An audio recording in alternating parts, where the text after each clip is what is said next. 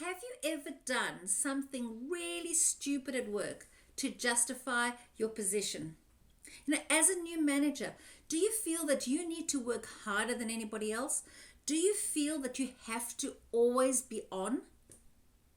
I remember that I did some pretty stupid things as a young manager. There was a time when I was in hospital having my first child, and we were in the middle of a product launch. It was a new dosage form for an existing product, not a big deal in the grand scheme of pharmaceutical product launches. And I had an amazing team who were looking after things while I was on maternity leave, and everything was going well, until it wasn't. So at the time, the product manager threw his toys completely out of the cot and insisted that I help my team sort out an issue. And my baby was 1 day old.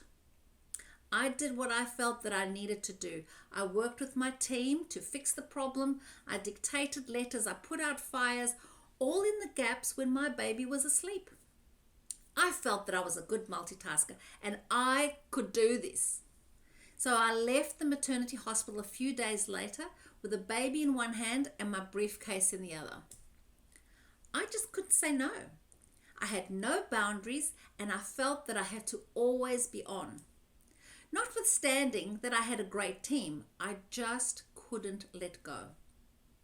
So what the result is, I landed up with complications 4 weeks later. I had compromised my health and I had certainly not been present for my beautiful baby girl. Ironically, I actually blamed the product manager and the system, the company, for being unreasonable. It wasn't until that I did something similar 2.5 years later with the birth of my second child that the penny finally dropped and I realized that the barriers are actually on my side. Can you believe that I asked my team to bring my in tray home? Yes, it was a physical in tray with physical paper, and my new baby girl was only 4 days old. It took me a few weeks to realize that it was not the system, it was not my colleagues, and it was certainly not my boss who created these situations. It was me. In fact, my boss regularly crapped me out for working on my maternity leave, and yet I just carried on.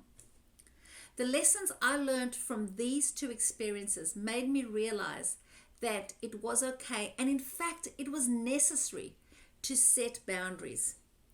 My biggest challenge was that I needed the courage to set those boundaries.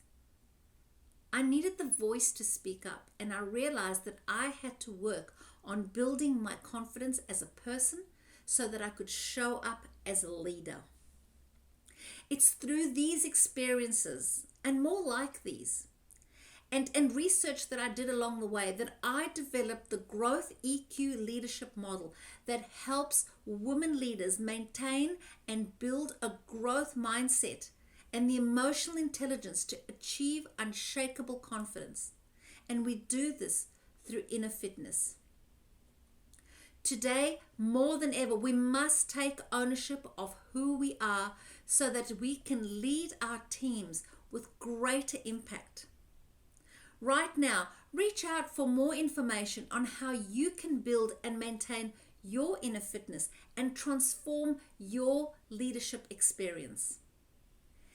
If this video resonated with you and if you found it valuable, hit like and share it with someone who needs to hear this, and subscribe for more leadership insights.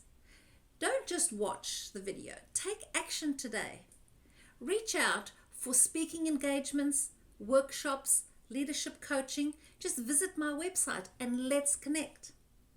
Visit the links below and start your journey to unshakable confidence and authentic influence. The time for empowered leadership is now, and if not now, when?